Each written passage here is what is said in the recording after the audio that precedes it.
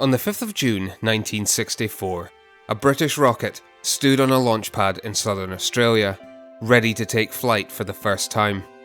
It had been nearly 10 years since its inception, the middle child of the golden age of British spaceflight, often overshadowed by its later, younger sibling, and overcoming the odds to even make it to the pad. This is the story of how it all came together, and how this rocket changed the course of spaceflight in Europe. Its name was Blue Streak. The story of Britain is often one of royalty, empire, and adventure, but one often overlooked chapter is that of Britain's fascination with the cosmos. From the work of Sir Isaac Newton to the genius of Stephen Hawking, Britain has always dared to explore the stars. In this series, we'll explore how those dreams became reality, from the days of pioneering technology and missed opportunities, to a present where rockets launch from home soil, and robotic craft venture further out than ever before. It's a story of adventure and daring, of dashed hopes and crushing blows, and of Britain's long road to a new age. This is the history of Britain in space.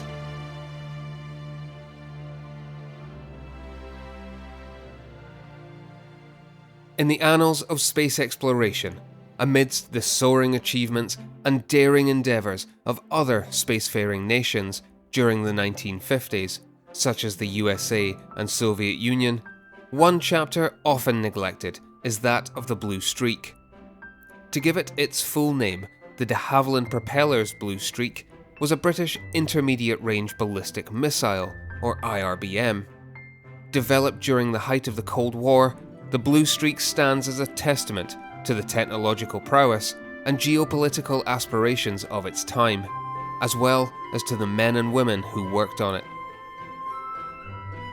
The origins of the Blue Streak project can be traced back to the 1950s, when the United Kingdom, seeking to assert its position in the burgeoning post-World War II ballistic missile race, embarked on a quest to develop its own IRBM. It's no surprise, given that it was stuck in the middle of two superpowers ready to fire intercontinental ballistic missiles at one another.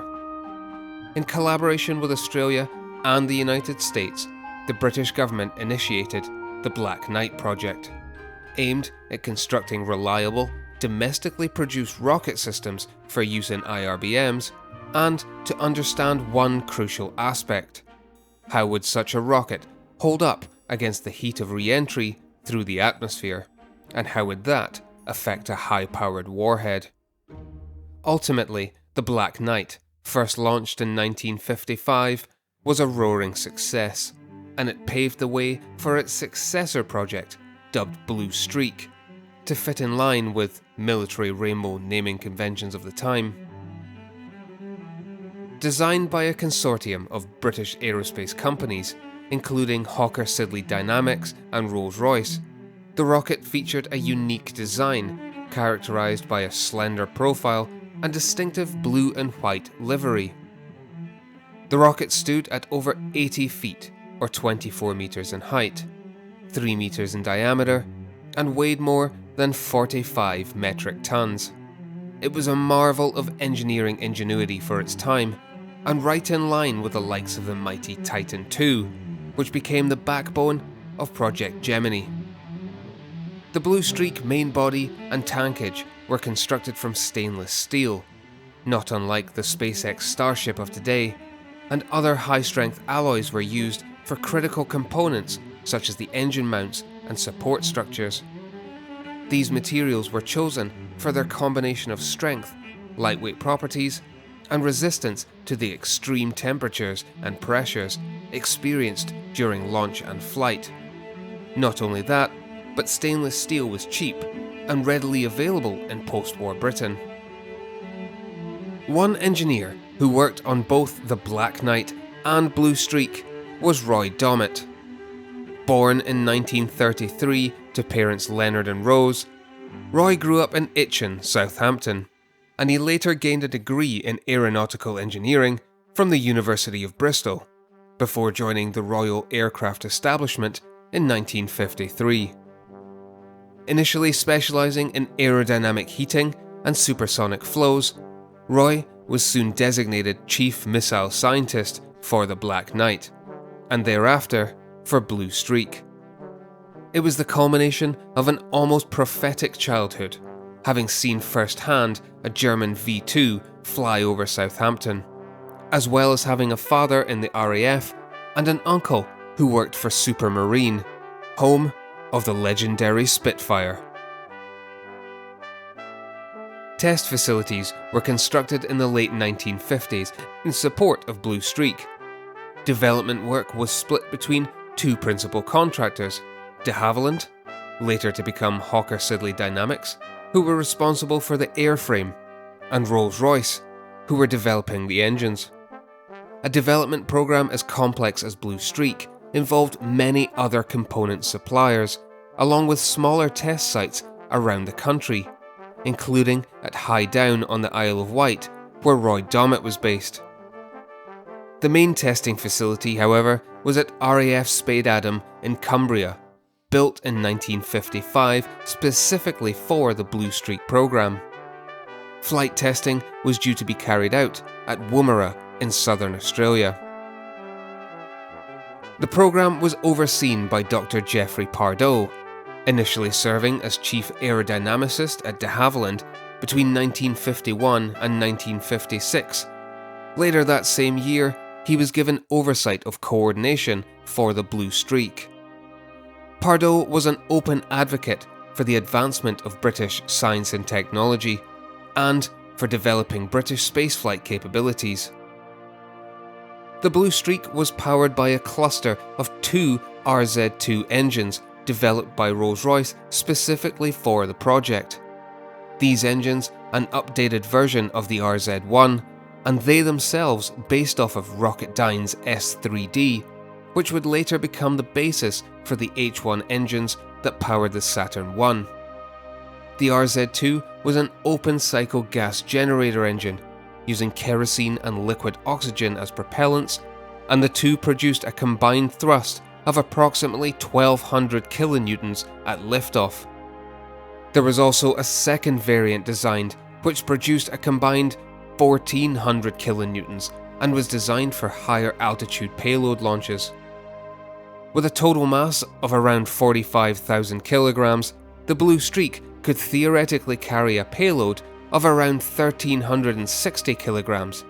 It boasted an impressive thrust-to-weight ratio of around 2.7 and a specific impulse of 248 seconds at sea level. Specific impulse is a measurement of how efficient the engine is, and those seconds are how long the rocket can deliver full thrust for. The engines also had 7-degree flight vectoring using hydraulic controls, meaning it could perform course corrections mid-flight to aid the limited autopilot system. Test firings of the RZ-2 were carried out at the Rocket Propulsion Establishment in Westcott, Buckinghamshire, and at High Down. However, the development and testing phase of the Blue Streak was not without challenges. Engineers encountered issues such as combustion instability, structural weaknesses, issues with the thrust vectoring being too harsh, and a phenomenon which is perhaps the most dreaded of all when designing rockets: pogo oscillation. This required rigorous testing and iterative design improvements to overcome, but overcome it they did, and by the late 1950s, the Blue Streak was looking very impressive indeed. The Blue Streak was primarily intended as an IRBM, with ranges of up to 3,500 kilometers, all whilst carrying a nuclear warhead. But it was recognised that it was capable of launching payloads into low Earth orbit. Low Earth orbit is at altitudes ranging from approximately 200 to 2,000 kilometers above the Earth's surface. This range is ideal for a variety of applications, including communication satellites, scientific instruments, and reconnaissance observatories, which the British government saw monetary value in. Today, the International Space Station, for example, sits in low Earth orbit at an altitude of 408 kilometers. While the Blue Streak was not specifically designed for lunar missions, its impressive capabilities and robust design made it a compelling candidate for launching payloads beyond the confines of Earth, and that gave some a very cunning idea. In the heat of the US-Soviet space race, and with Britain clearly lagging behind, a plan was concocted behind closed doors to get one up on the both of them.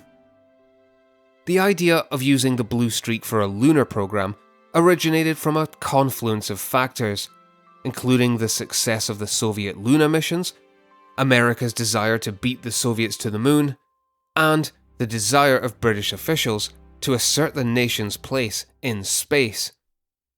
After all, Britain had once held a vast empire of its own. Why should space be any different? Before Blue Streak had even left a launch pad, and based on nothing more than engine testing and raw data, plans were drawn up. In September 1960, Peter A.E. Stewart put forward a proposal to the British Interplanetary Society to adopt the Blue Streak into a more powerful launch vehicle, capable of a crewed lunar mission. This caught the attention of influential figures within the British government and scientific community, including Sir Bernard Lovell and Sir Harry Massey, and the proposal for British moon exploration soon gained traction. Stewart's proposal included a 4-step program.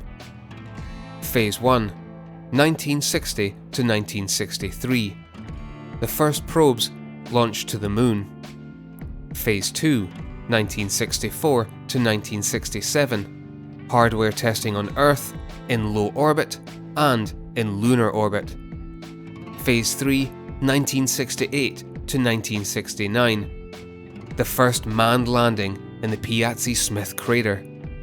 Phase 4, 1970 to 1971. Lunar surface expedition of up to 70 days. The plans for crewed lunar missions envisioned the development of a modular spacecraft system consisting of multiple components, similar to the American Apollo design, with 8 RZ-2 engines used on each stage, and even with capability for recovery and reuse. These plans were revolutionary, a SpaceX rocket decades ahead of its time. A lunar spacesuit had even been designed as far back as 1941, and whilst it may have looked like an old-fashioned knight in shining armour was planned to launch to the moon, plans were considered for how to adapt and upgrade this based on existing technology from the USA and Soviet Union.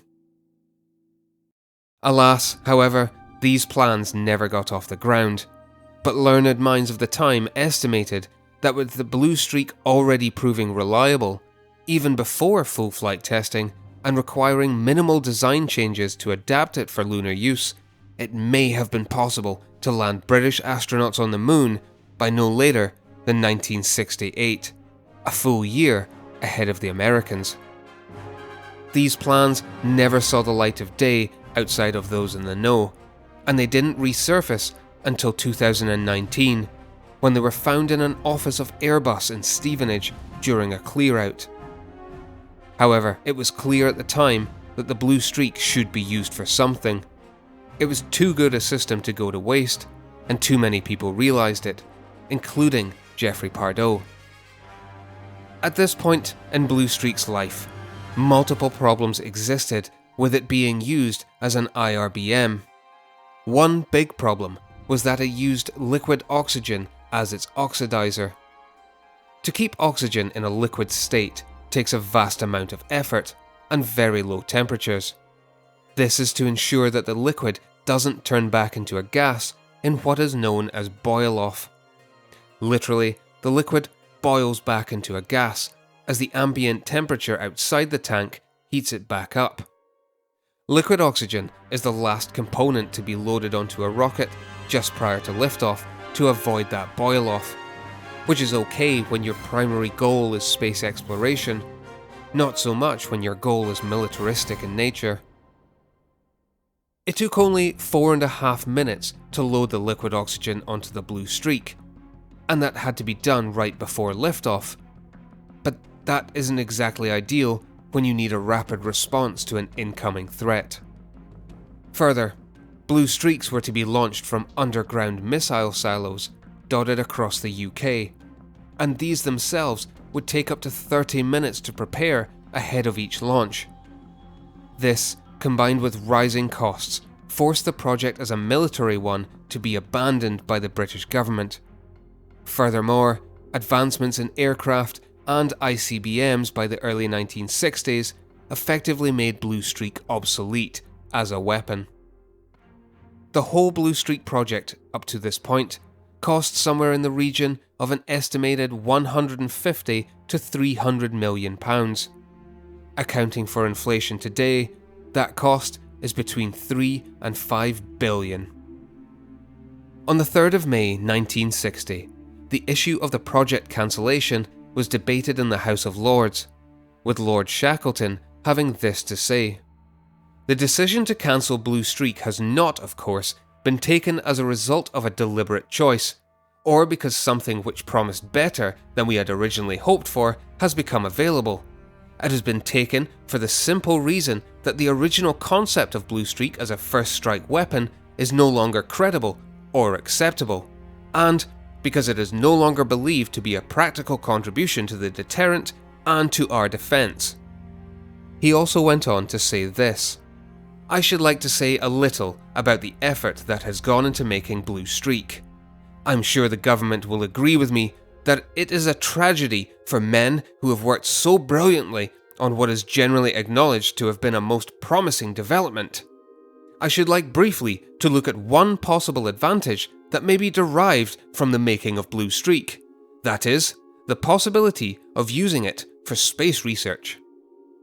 Using the knowledge and technology developed during both Black Knight and Blue Streak projects, in 1957, Desmond King Hill and Doreen Gilmore of the Royal Aircraft Establishment proposed a new combined endeavour to form one single rocket.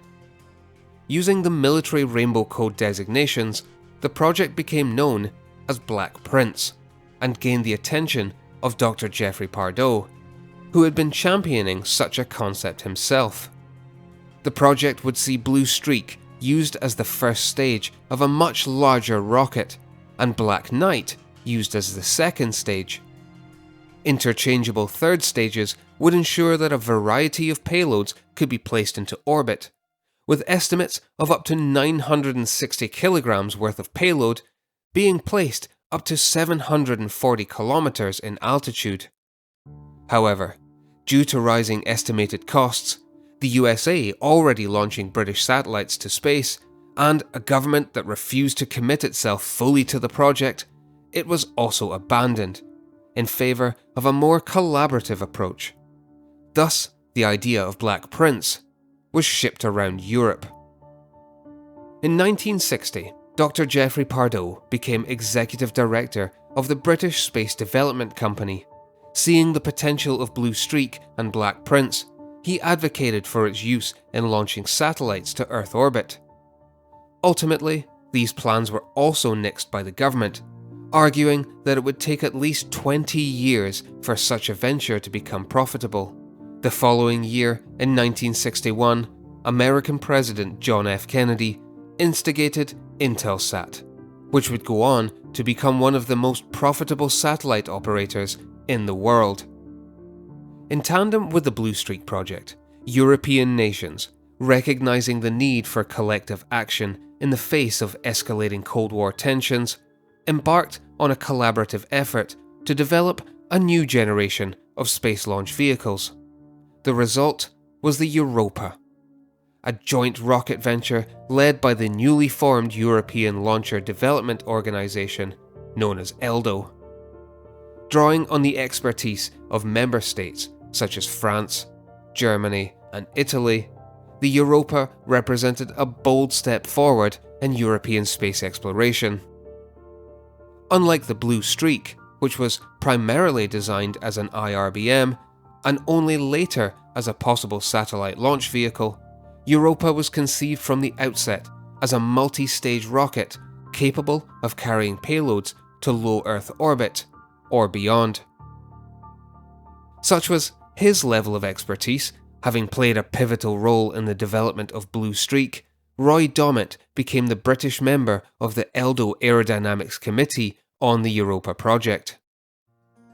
Taking the idea of the Black Prince, which the British government had been shipping around, using the Blue Streak as the backbone first stage, but with an updated second stage from France and a third stage from Germany, Europa promised to usher in a new era of space exploration for the European continent.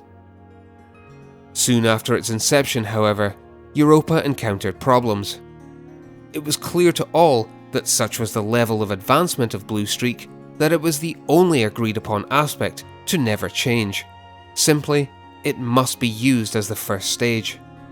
However, costs soon began to spiral as various other stages were mooted, proving very little difference to Black Prince, but a necessity for a collaborative approach. It was also deemed too expensive a rocket for scientific missions, but too small to deliver the size of communications satellites being developed at the time. From an initial estimate of £70 million, Europa's costs were put at more than double that. There was a struggle to invite more nations into the organisation, with Italy proposing to abandon it altogether, and France wishing to pursue the use of hydrogen propellants in the second and third stages. Ultimately, however, Europa came to life, with Blue Streak as the first stage, Coralie of France as the second, and Astris of Germany as the third, with other nations such as the Netherlands providing the guidance and other software, and Italy providing various components for the upper stages.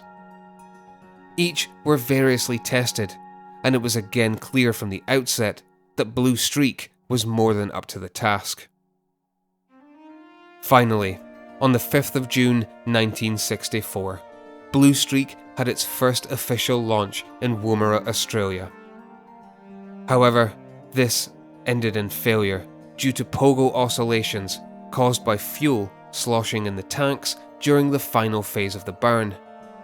This is a problem overcome through the use of baffles to break up the sloshing waves and even out the movement of liquid fuels. So, on the 20th of October 1964, with the problem resolved, Blue Streak returned to the pad at Woomera, and this time it launched successfully, which it repeated again the following year in 1965, confirming all that had been known about it during its life so far, that it indeed worked and that it could be reliable. In 1966, 2 more test launches occurred at Woomera of the Blue Streak, but this time using dummy second and third stages, acting as a full-scale mock-up of the Europa in its final configuration. These test launches were also successful. Between 1967 and 1970, 5 further tests were carried out with the Europa rocket at various stages of completion. However, each launch failed to achieve the objective of putting a satellite into orbit, with Blue Streak being the only part which worked consistently every single time. Europa was ultimately a failed system. By 1971, an updated Europa 2 had been in development, which added an additional 4th stage to the rocket. Testing for this was planned at France's new spaceport near Kourou in Guyana, South America, built to accommodate Europa and future French launches. On the 5th of November 1971, Europa 2 sat on the launch pad, waiting to lift off. By this time, whilst a further 7 Europa rockets had been built to various levels of completion, mostly however just consisting of Blue Streaks, the project was on its knees. Indeed, it was almost fate when a guidance system fault caused the rocket to fail only 3 minutes into flight over the Atlantic Ocean, having once again disappointed most concerned.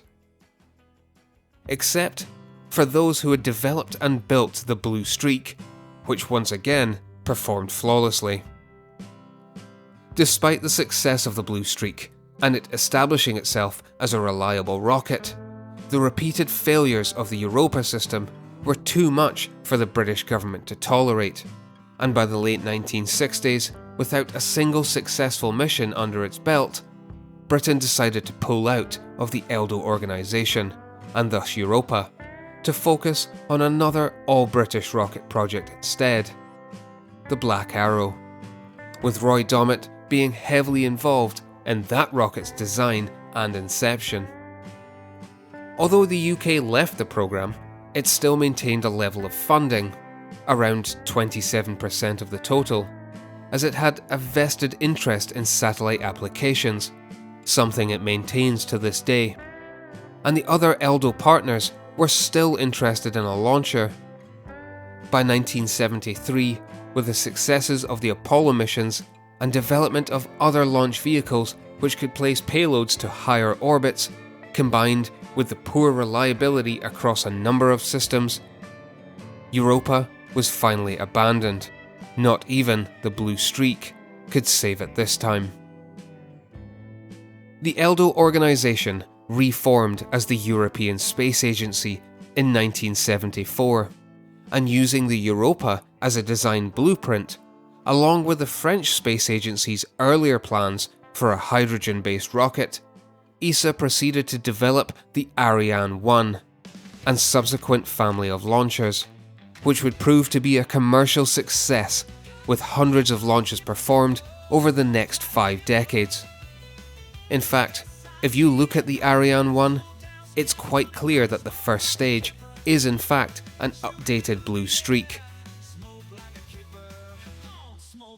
And despite Europa having failed to achieve mission success, this new Blue Streak-derived rocket was a resounding success over a number of years, until eventually it was retired by the next generation of Ariane vehicles.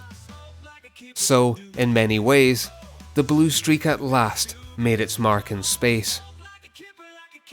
Dr. Geoffrey Pardoe would later commentate live for the UK broadcast of the Apollo moon landings,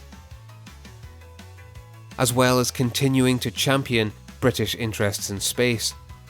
He advocated for a British space agency, and between 1984 and 1987, he gained a PhD in astronautics and became deputy chairman of Surrey Satellite Technology Limited, Britain's largest satellite manufacturer. It's got a very bad press through the years, but it worked every time in its development shots, and it really was one of the most successful rockets in that sense built. He was awarded an OBE in 1988 and passed away in 1996 at the age of 67, having served as a director of the International Academy of Science. Roy Dommett would go on to work on various British missile programs aside from the Black Arrow, including Polaris and Trident, being awarded a CBE in 1991 before retiring in the year 2000. He carried on his much-loved hobby of Morris dancing, where he was respected nationwide, before passing away in 2015 at the age of 82. Though the Blue Streak never fulfilled its intended role as an IRBM, or in Earth orbit and lunar exploration on its own, its legacy endures as a testament to the spirit of human ingenuity and the pursuit of lofty British dreams in space. The Blue Streak paved the way for future advancements in space technology and laid the groundwork for virtually all of the European space programs that would follow in its wake. Moreover, it serves as a reminder of the complex interplay between science, politics, and human ambition in the quest to explore the cosmos. The Blue Streak stands as a monument to an era defined by bold aspirations and geopolitical rivalries. Though its journey to the moon was ultimately cut short, its spirit lives in the annals of space exploration, a backbone of Ariane 1, a symbol of the human spirit's eternal quest to reach for the stars, a symbol of the British government's failing to take heed of the technology of the time, and I for one truly believe that without it, spaceflight today wouldn't look the same.